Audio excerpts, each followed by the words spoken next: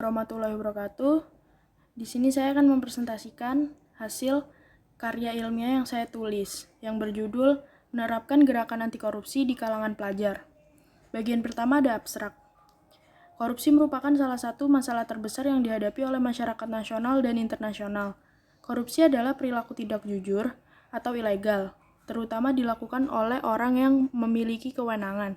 Berdasarkan Undang-Undang Nomor 31 Tahun 1999, korupsi adalah tindakan setiap orang yang secara melawan hukum melakukan perbuatan memperkaya diri atau orang lain, atau suatu korporasi yang dapat merugikan keuangan negara atau perekonomian negara, juga menyalahgunakan kewenangan, kesempatan, atau sarana yang ada padanya karena jabatan atau kedudukan yang dapat merugikan keuangan negara atau perekonomian negara.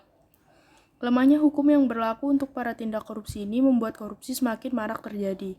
Karena generasi muda, terutama pelajar, adalah generasi penerus yang akan menggantikan posisi pejabat yang berwenang sebelumnya, maka dari itu, perlu ditanamkan pendidikan dan gerakan anti korupsi sebelum mereka terpengaruh oleh budaya korupsi dari generasi sebelumnya. Dengan kompetensi yang dimiliki oleh para generasi muda, terutama para pelajar, diharapkan mampu menjadi agen perubahan bagi dirinya sendiri, keluarga, lingkungan masyarakat, dan mampu mengkritisi kebijakan-kebijakan yang dinilai koruptif. Bagian selanjutnya ada pendahuluan. Pemerintah dalam memaksimalkan Undang-Undang Nomor 20 Tahun 2001 tentang pemberantasan tindak pidana korupsi sebagai upaya pencegahan dan pemberantasan tindak pidana korupsi diwujudkan dalam bentuk menjalankan isi peraturan undang-undang tersebut sebagai bentuk kontrol agar angka tindak pidana korupsi dapat ditekan seminimal mungkin sehingga dapat mewujudkan negara yang bersih dan bebas korupsi. Korupsi merusak cita-cita mewujudkan pemerintah yang baik. Hal ini ditandai melemahnya tanggung jawab pejabat publik dalam menjalankan sikap, perilaku dalam melaksanakan tugas pokok, fungsi maupun peran kewenangan yang diberikan kepadanya. Contoh konkret perilaku menyimpang pejabat publik adalah korupsi. Perilaku penyimpangan tersebut dikarenakan kurangnya sistem kontrol terhadap akuntabilitas kinerja pejabat publik sehingga dengan mudah pejabat publik menyalahgunakan kewenangannya. Selanjutnya ada landasan teori. Kajian teoristik korupsi. Dalam era globalisasi ini, hampir semua aspek kehidupan mulai berubah. Banyak orang yang mengubah gaya hidupnya. Tuntutan ekonomi yang semakin tinggi, gaya hidup semakin mewah. Hal ini tentu akan sangat berbahaya jika tidak disikapi secara bijak. Situasi itu bisa menjadi alasan satu faktor pendorong orang melakukan korupsi. Budaya instan didasari rasa malas mendorong orang untuk melakukan sesuatu demi memperoleh keinginan yang mudah. Selanjutnya ada pembahasan. Menerapkan sikap anti korupsi pada pelajar. Pendidikan anti korupsi yaitu pendidikan yang ditinjau dari sudut pandang pemahaman isu-isu moral yang lebih holistik dan berkarakter. Akan muncul sebuah pemahaman baru tentang pendidikan anti korupsi sebagai satuan pembelajaran yang khas dan berciri. Sebagian kalangan berpendapat bahwa pendidikan anti korupsi sebagai satuan pembelajaran hanya cocok bagi para siswa. Tetapi bagi kita, para guru, staf, dan karyawan, orang tua, pegawai, dan lain sebagainya yang secara usia dan pengalaman katakanlah tidak muda lagi dan sudah cukup berpengalaman. Satuan pembelajaran pada masa lalu bisa mengacu pada citra tertentu, kegiatan edukatif tertentu, atau fakta-fakta tentang pendidikan itu sendiri. Pada kenyataannya, usia dan matangnya pengalaman tidak senantiasa berbanding lurus dengan pertumbuhan perkembangan hidup moral seseorang. Banyak bukti dalam masyarakat kita menunjukkan bahwa usia bukanlah jaminan bahwa seseorang memiliki hidup moral yang integral.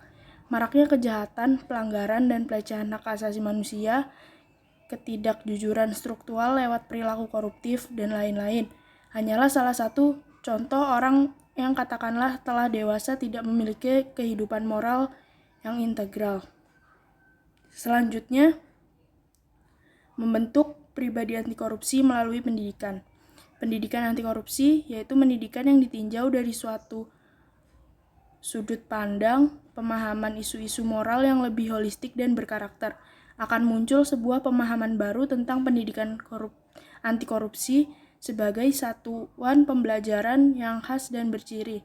Sebuah kemungkinan yang terbuka di mana setiap individu merangkai, membangun, dan membentuk karakter individunya sesuai dengan kemungkinan yang terbuka di hadapannya secara dinamis. Selanjutnya, keterlibatan pelajar di lingkungan keluarga. Bila melihat peran keluarga dalam membentuk karakter seseorang, maka semua anggota keluarga mempunyai andil yang sama. Peran ayah dan ibu sebagai otoritas tertinggi dalam rumah tangga menjadi sangat sentral, terutama peran ibu, karena sebagian waktu anak dihabiskan di rumah. Dari keluarga, penanaman nilai-nilai karakter termasuk di dalamnya nilai kejujuran dan anti korupsi diteladani anak dari perilaku orang tuanya, seperti cerita yang dituturkan oleh Ketua KPK nonaktif Abraham Samad yang mencuri kapur tulis berjumlah 5 batang. Tapi ketika ibunya tahu kapur yang hanya berjumlah 5 batang itu harus dikembalikan karena untuk membelinya memakai uang negara. Bagi generasi muda sekarang mungkin hal itu sepele, tapi hal-hal sepele itulah yang membentuk karakter orang-orang besar di dunia. Selanjutnya, pendidikan karakter sebagai sarana penanaman budi pekerti. Furqon Hidayatullah menyatakan bahwa pendidikan tidak cukup hanya berhenti pada memberikan pengetahuan yang paling mutakhir, namun juga harus mampu membentuk dan membangun sistem keyakinan dan karakter kuat setiap peserta didik atau siswa, sehingga mampu mengembangkan potensi diri dan menemukan tujuan hidupnya.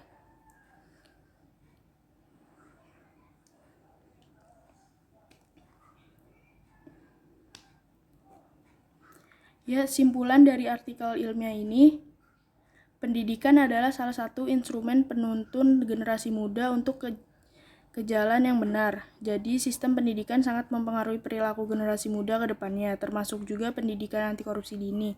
Pendidikan sebagai awal pencetak pemikir besar, termasuk koruptor, sebenarnya merupakan aspek awal yang dapat mengubah seseorang menjadi koruptor atau tidak. Pendidikan merupakan salah satu tonggak kehidupan masyarakat demokrasi yang madani. Sudah sepantasnya mempunyai andil dalam hal pencegahan korupsi. Salah satu yang bisa menjadi gagasan baik dalam kasus korupsi ini adalah penerapan anti korupsi dalam pendidikan karakter bangsa di Indonesia. Sekian presentasi dari saya, kurang lebihnya mohon maaf. Wassalamualaikum warahmatullahi wabarakatuh.